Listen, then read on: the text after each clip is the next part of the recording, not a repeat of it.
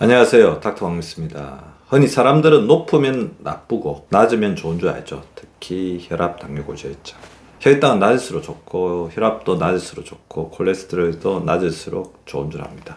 근데 몸은 그렇게 단순하지가 않아요. 높아서 망가지는 것도 있지만 너무 낮아져서 꺼지는 것도 있습니다. 쓰리고는 대개 오랜 시간에 걸쳐 혈관에 가해가 먹습니다. 하지만 쓰리저는 다릅니다. 특히 저혈당과 저혈압은 경우에 따라 오늘 지금 이 자리에서도 사람을 쓰러뜨릴 수 있습니다. 그리고 저지혈은 무조건 나쁜 수치는 아니지만 어떤 사람에게는 몸이 텅 비고 소모되고 있다는 신호일 수도 있습니다. 먼저 저혈당입니다. 저혈당은 단순히 배고픔이 아닙니다. 저혈당은 뇌에 연료가 떨어지는 사건입니다. 처음에는 손이 떨리고 식은땀이 나고 가슴이 두근거립니다. 갑자기 허기가 밀려오고 짜증이 나고 불안해지죠. 근데 더 떨어지면 그때부터는 무섭기 시작합니다. 말이 꼬이고 시야가 흐려지고 판단이 느려지고 걸음이 비틀거리고 심하면 의식이 꺼집니다. 미국 CDC와 ADA는 혈당이 70 미만이면 저혈당으로 보고 특히 중증 저혈당은 빠르게 위험해질 수 있다고 설명하고 있습니다. 더 위험한 것은 저혈당이 반복되면 몸이 경고를 안 보내기 시작한다는 점입니다. 원래는 떨림과 식은땀으로 알려져야 하는데 이 비상벨이 무뎌져 버리면 사람은 쓰러지기 직전까지도 모르게 됩니다. 운전 중, 계단에서, 샤워실에서, 새벽 수면 중에 오게 되면 그 한 번이 치명적인 사고가 될 수도 있죠. 노인, 인슐린 사용자, 스테로이드 요소제 사용자, 식사를 거르는 사람들, 신장 기능이 떨어진 사람은 특히 더 위험할 수 있습니다. 다음은 저혈압입니다. 저혈압은 원래 체질이 그렇다로 넘기기 쉽습니다. 하지만 혈압이 너무 낮다는 것은 장기와 뇌로 피를 밀어넣는 힘이 부족하다는 뜻입니다. 특히 누워있다가 앉아있다가 갑자기 일어날 때 눈앞이 하얘지고 귀가 멍하고 중심이 무너지고 심하면 전원이 꺼지듯이 툭 주저앉게 됩니다. 기립성 저혈압은 일어선 뒤 3분 내에 수축 혈압이 20 이상 또는 위안기 혈압이 10 이상 떨어지는 상태로 정의됩니다. 이것이 무서운 이유는 단순한 어지럼증이 아니라 실신, 낙상, 골절, 기능 저하로 이어질 수 있기 때문입니다. 특히 노인에게는 한 번의 낙상이 고관절 골절, 침상생활, 건감소, 폐렴, 인지 저하로 이어질 수 있습니다.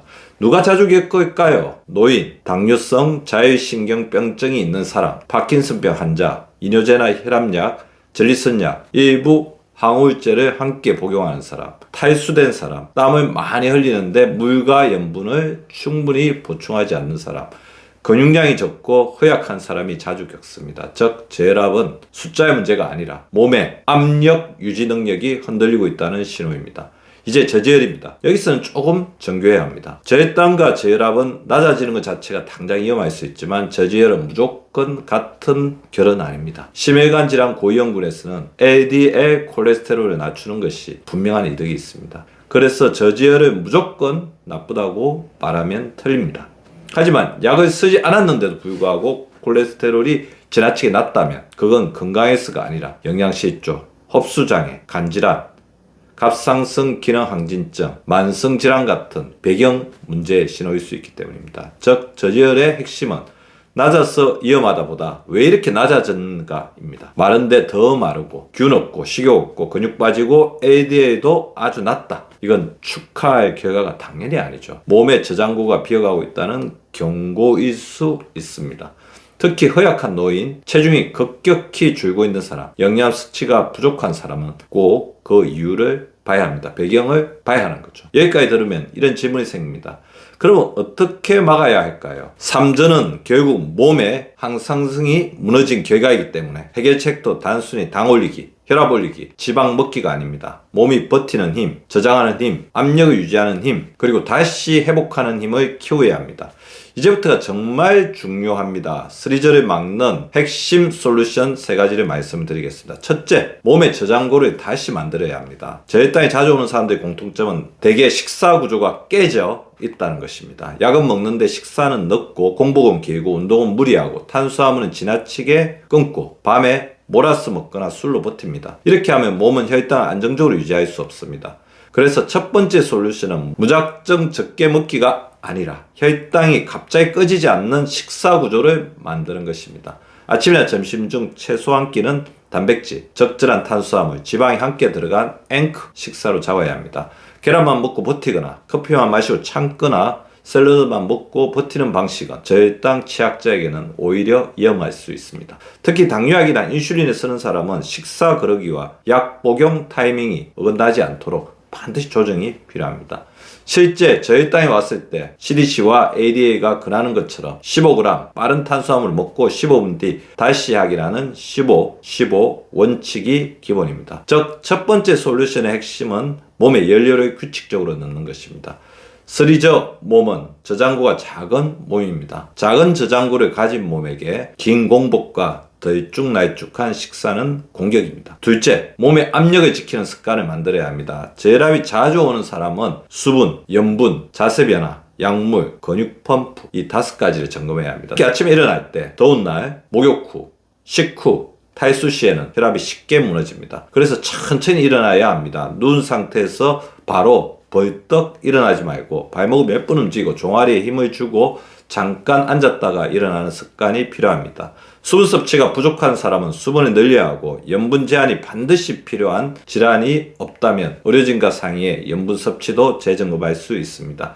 일부 연구와 리뷰에서는 물을 한 번에 마시는 방식, 다리꼬기나 허벅지, 엉덩이 근육에 힘주기 같은 피지컬 카운터 매뉴버가 기립성 저혈압 완화에 도움될 수 있다고 설명을 하고 있습니다. 그리고 매우 중요합니다. 혈압약, 이뇨제, 전립선약, 수면제, 항우울제, 진정제 등은 저혈압을 악화시킬 수 있습니다. 체중이 줄고 식사량이 줄고 더위와 탈수가 겹쳤는데 예전 용량 그대로 복용하면 몸은 버티지 못할 수도 있습니다.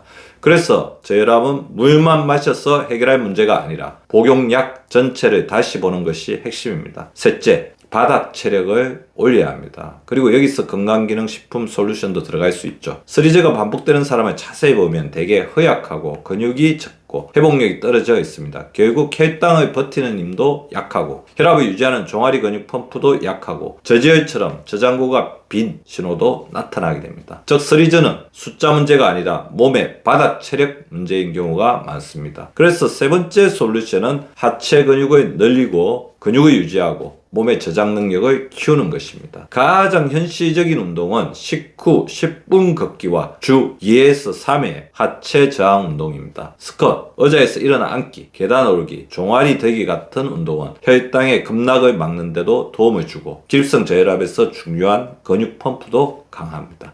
근육은 단지 힘만 주는 조직이 아니라 혈당 저장고이고 압력 보조 장치이며 회복의 엔진입니다.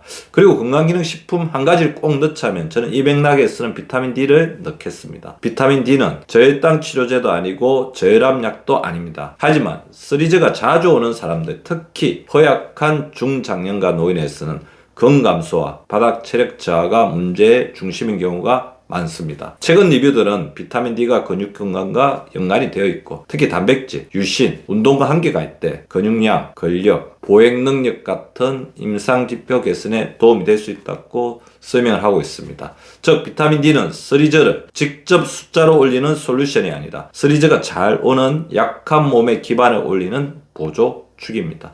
여기서 중요한 것은 있죠. 건강기능식품 하나만 믿지 말라는 것입니다. 비타민 D를 먹으면서 계속 식사를 거르고 물을 안 마시고 근육을 안 쓰고 약 점검도 안 하면 스리저는 반복됩니다. 악화됩니다. 건강기능식품은 바닥 체력을 도와주는 보조도구이지 무너진 생활을 덮어주는 마법이 아닙니다. 정리하겠습니다. 스리저를 막는 첫 번째 방법은 식사를 구조화해서 혈당 저장고를 지키는 것입니다. 두 번째 방법은 수분, 자세, 복용약, 근육 펌프를 관리해서 혈압이 꺼지지 않게 하는 것입니다.